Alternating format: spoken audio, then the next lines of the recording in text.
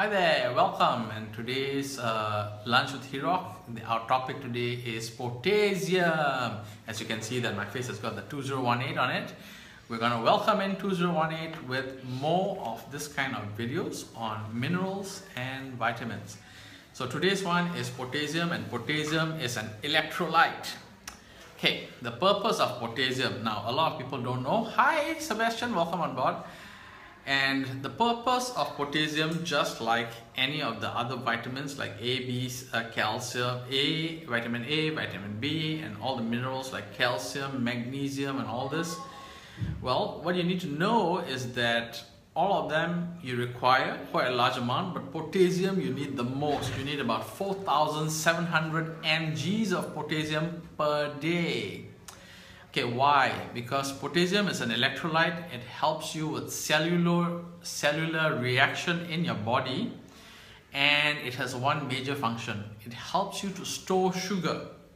Now, a lot of people say, store sugar? Isn't that bad for my health? Actually, no. How it works is like this.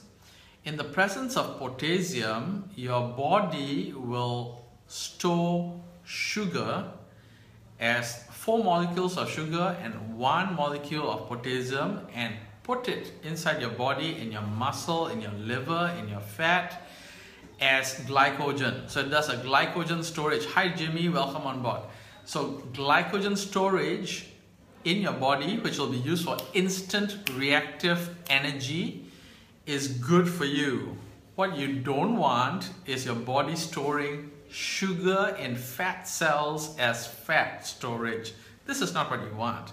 You want your body to store sugar and glucose and sucrose and fructose that is coming into your body.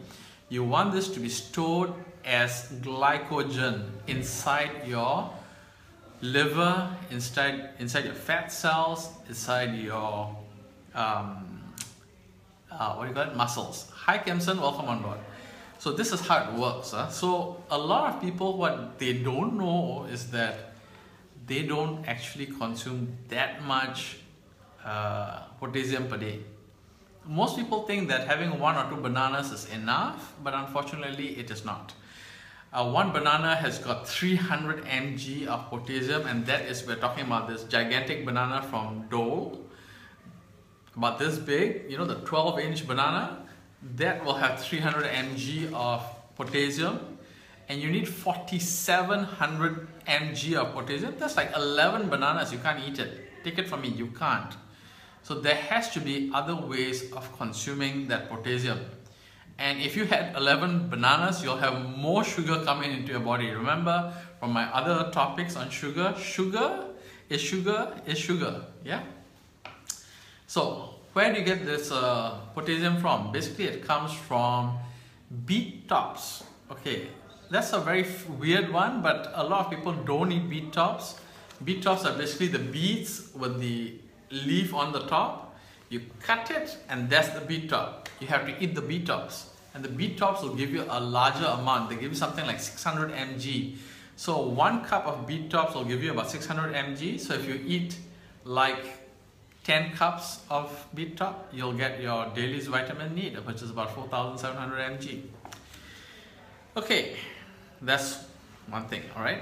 What happens if you have a deficit of potassium? Remember this, How does it help? Okay, now one more thing is that what happens if you consume a lot of potassium? That means you go past your 4,700 mg of potassium. What happens? Well, because as long as you're drinking water and your body is a very smart guy, it will remove the potassium from your body in your urine. Hi Jerry, welcome on board. Okay, that's how it'll do it. It'll remove it. Okay, now there's one more thing. What else does potassium help you with? A lot of people don't know this, but potassium, when you consume it, it decreases insulin resistance. It decreases insulin resistance. So in the process of consuming more potassium, or up to your 4,700 mg of potassium, your body will have a decrease in insulin resistance, and thus you will have a decrease in diabetes. Isn't that great? It's great. Hi Zaminto, welcome on board. So, increased potassium, decreased insulin resistance equals decreased diabetic rights. Okay? Alright. So what does potassium do? It also regulates your blood sugar level. Remember what potassium does in the beginning? You're welcome, Jerry. You remember what potassium does in the beginning? It helps your body store sugar as glycogen, which is required for fast energy. And because of this, insulin doesn't come out. Insulin does not get produced as much. What does insulin do? When you're eating carbohydrates and sugar, what happens is that insulin has to come out and store that sugar in your fats, making you fat. But in the presence of potassium, that sugar will be stored as glycogen, which is fast energy. Hi Peter, welcome on board. Now, that is the power of potassium in your diet. I'll come back to you a very fast way of getting that 4,700 mg of potassium. Okay, there's one more thing. A lot of us are on a high protein diet. It can be Atkins diet, it can be some other diet, it can be bodybuilder's diet, and what happens is that we consume a lot of proteins. Now, this is what happens. If you consume a lot of protein, you will continue to consume a lot of protein. So, does our body need protein? Yes, it does. I will take care of protein another day. Now, what happens is this. If you eat your vegetables first, because of the presence of potassium, your body will not need to eat more potassium than it needs. So basically, in one meal, you should be having 6 ounces or 8 ounces of protein. Beyond that, you don't need. So the thing is, according to my friend, his son can eat large amounts of chicken wing. And you know why? He eats chicken wing, he eats chicken wing, he eats chicken wing, and then he just continues eating chicken wing like 10, 20, 30, 40 pieces of chicken wing.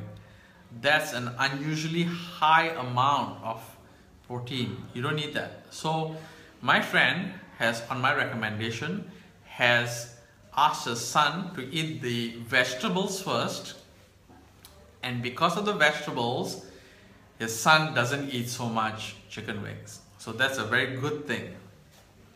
So, okay. Now, the ratio, all right, the ratio in your bloodstream should be every 1,000 mg of sodium, you should be having 4,000 mg of potassium. Now, remember what we were supposed to be having? We were supposed to be having about 4,700 mg of potassium. So in your bloodstream, you should be having about 1,200 mg of sodium. But unfortunately, our diet is extremely high in sodium. Now, what happens is this. If you have too much sodium in your bloodstream, your body will have more water weight. That means it will retain more water. It will make you more fluid. You'll have more fluid retention. So what happens is when you consume potassium, it will release those fluids that are not necessary in your body. So you'll actually lose water weight. It's a good one.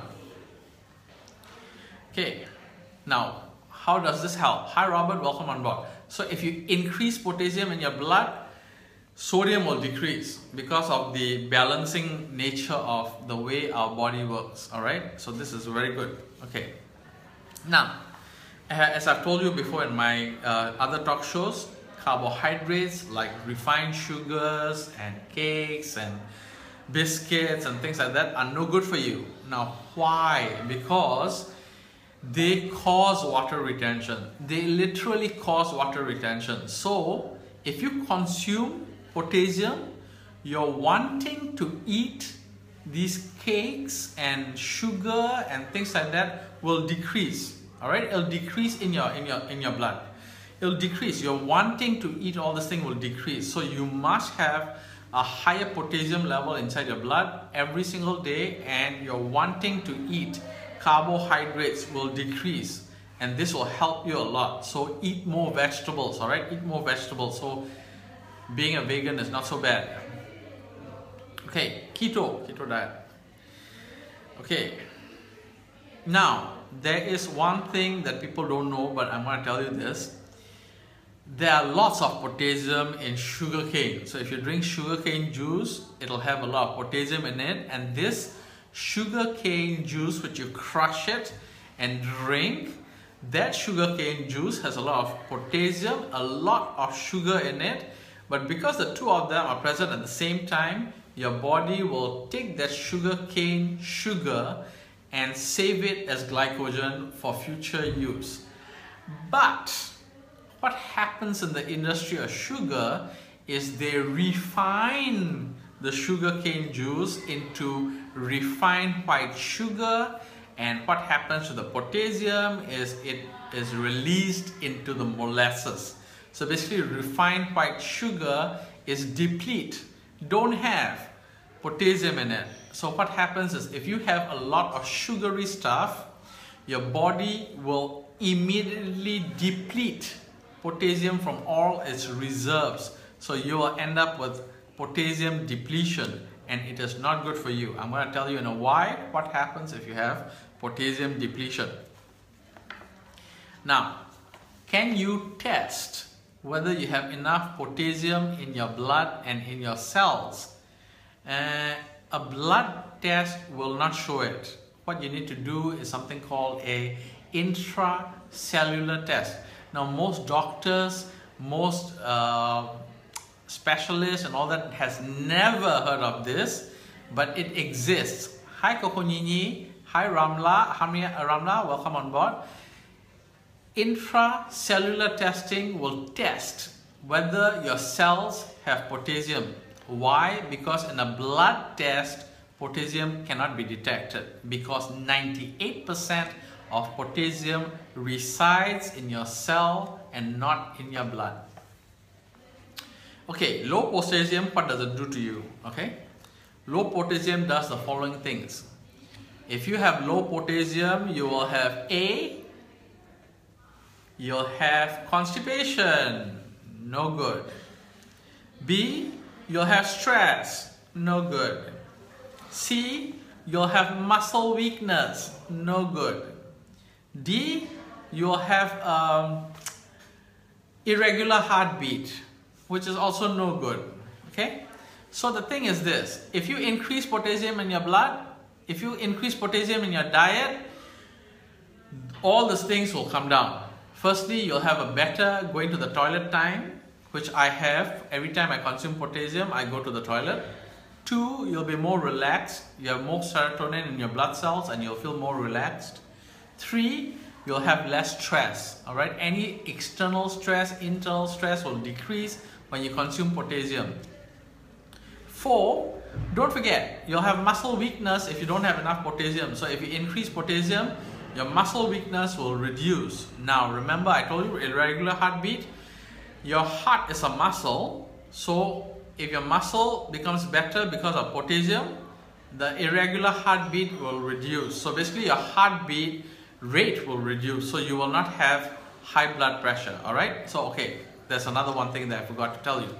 So if you have a lot of sodium in your blood and you have reduced potassium in your blood, your body will retain a lot of fluid, and basically what this will give you is hypertension, because your heart has to pump harder to push all that blood through your body. Okay, this is considered hypertension. You'll have increased blood pressure.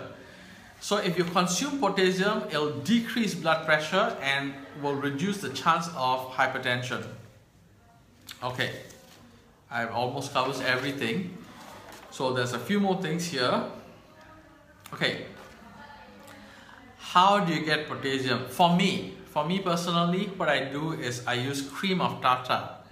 1 tablespoon of cream of tartar has got your daily requirement of 4,700 mg of potassium. So if you consume 1 tablespoon of cream of tartar, you have got all your potassium needs for the day. All of it. Only one thing, cream of tartar is very sour. Don't add any sugar to it, please. Just drink it straight, or have it with an electrolyte, or have it with some fruit juice. So one way my friend uses it is very simple. He takes 1 tablespoon of apple cider vinegar, 1 tablespoon of 1 tablespoon of apple cider vinegar or balsamic vinegar, 1 tablespoon of cream of tartar, and you can put in a little bit of honey, mix it all up and drink it. Or yes, you can also put in 1 tablespoon of pink Himalayan salt or sea salt. Mix up this entire mixture in about 1 liter of water and drink it throughout the day. You will get amino acids from the apple cider vinegar or balsamic vinegar. You will get your 4,700 mg of potassium from the cream of tartar. You will get the minerals that your body requires from the pink Himalayan salt or sea salt. So it is a win-win-win situation. Thank you for being on. If you have found this to be of benefit to you and your family and friends, please subscribe below and share it with all your friends. Thank you for being on Lunch with Hirok. I hope I have given you a lot of benefits and a lot of value. Thank you for being with me, and welcome to 2018, coming soon. Thank you for being on. Bye-bye.